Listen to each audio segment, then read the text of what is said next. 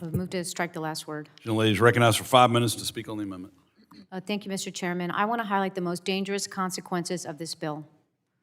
The Republican broadband permitting bill forces state, local, and tribal governments into rigid federal deadlines called shot clocks.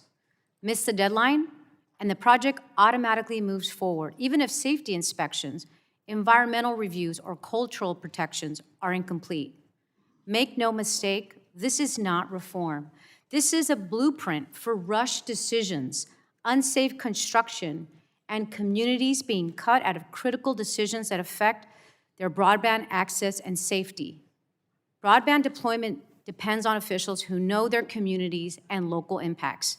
But this bill punishes them with rigid deadlines that ignore local realities. A county of one staff member reviewing dozens of applications or a city managing wildfire risk and underground utilities would have to meet the same timeline as every other community. If they can't keep up, projects move forward automatically. Before safety inspections are done, before environmental risks are reviewed, before local input is considered. That's dangerous and not the turbocharge that's needed. For tribal nations, the stakes are even higher. They are sovereign governments, and the United States has a legal and moral trust responsibility to protect their lands and resources.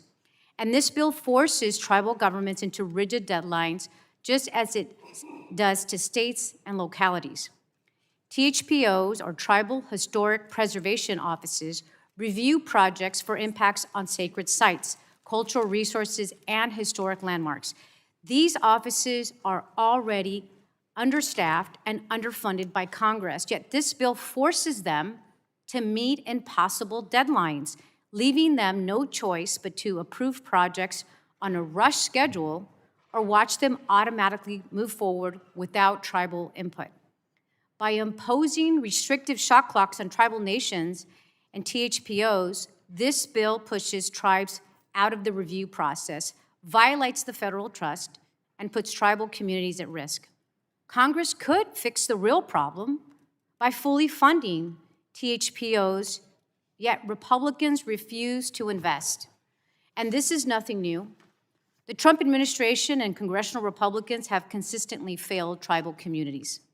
As we speak, Trump's NTIA is hoarding nearly $1 billion in tribal broadband connectivity grants that Congress approved. Funds that could connect thousands of unserved Native homes. That's unacceptable. Rushing tribal consultation may satisfy the majority's political calendar, but it betrays our nation's obligations. Across the board, state, local, and tribal, these shot clocks are shortcuts, not solutions.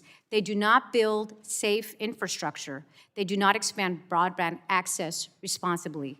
And the people who will pay the price are the communities we represent. I yield back.